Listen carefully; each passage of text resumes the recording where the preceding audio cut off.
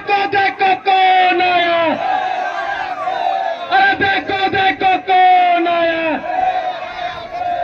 अवकाश राजभर जिंदाबाद, योगी मोदी जिंदाबाद, जिंदाबाद जिंदाबाद।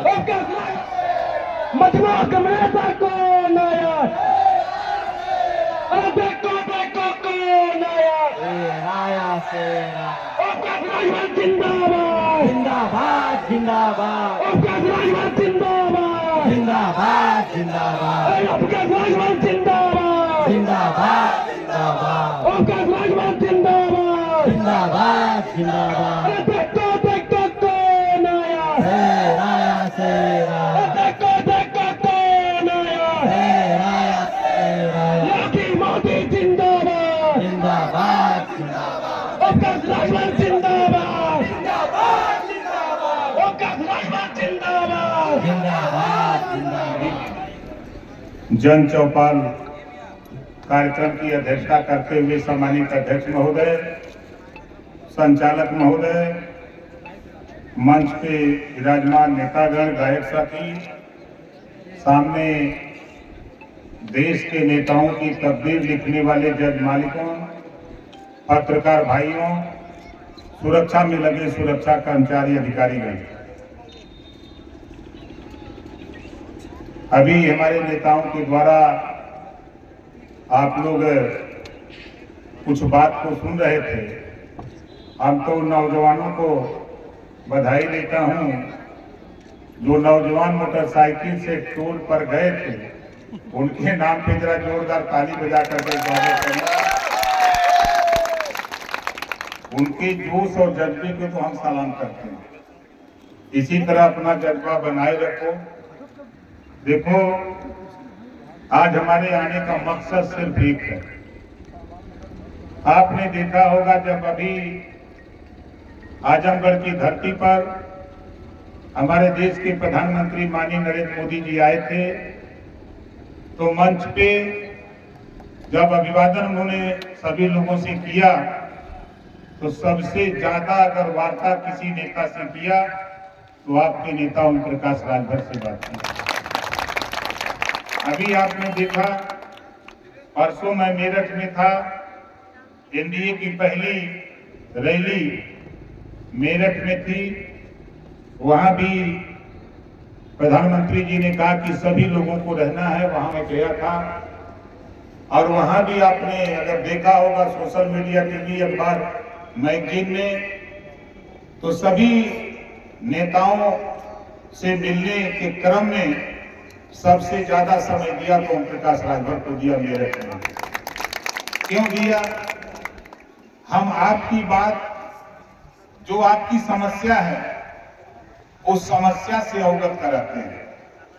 देश के प्रधानमंत्री जी जब हमसे पूछते हैं धरातल की समस्या को, जब मैं उनको बताता हूं तो वो तमाम लोगों से राय मशविरा करते हैं, तो कहते हैं कि भाई एक नेता है जो सही बात जनता के बीच से निकाल करके हमारे यहाँ पहुंचाता है। ये बात अगर कोई कहता है तो ओम प्रकाश राजभर कहता है। ये हमारे देश के पीएम साहब कहते हैं। बहुत से साथियों के दिमाग में होगा कि अभी हम लोग समाजवादी पार्टी के साथ थे, ये बात सही थी, पिछले चुनाव विधानसभा का साथ थे। फिर बीच में जब कुछ दिक्कत उनको पैदा हुई कि ओम प्रकाश राजभर के बढ़ते हुए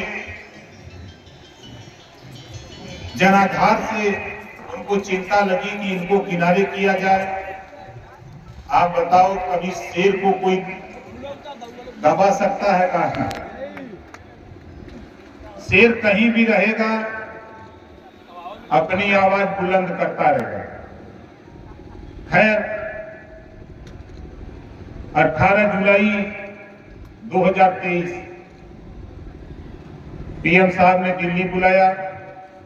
एचएम साहब जो हमारे गृह मंत्री जी हैं, माननीय जेपी नड्डा जी, दिल्ली बुलाया गया और मुझसे पूछा आप चाहते क्या हो? हमने कहा कि मान्यवर, मैं 3-4 बात आपके सामने रखना चाहता हूं। आपने एक देश में कानून पास किया है, एक देश एक राशन कार्ड। बनारस का जिसके पास राशन कार्ड है वो बंबई में भी जाकर राशन ले सकता है उसी राशन कार्ड से। ऐसा कानून आपने पास किया है। हम चाहते हैं कि देश में एक समान शिक्षा हो, वन नेशन वन एजुकेशन की व्यवस्था पूरे देश में लागू कर दीजिए, यही हमारी सबसे बड़ी इच्छा है। हमने उनको समझाया।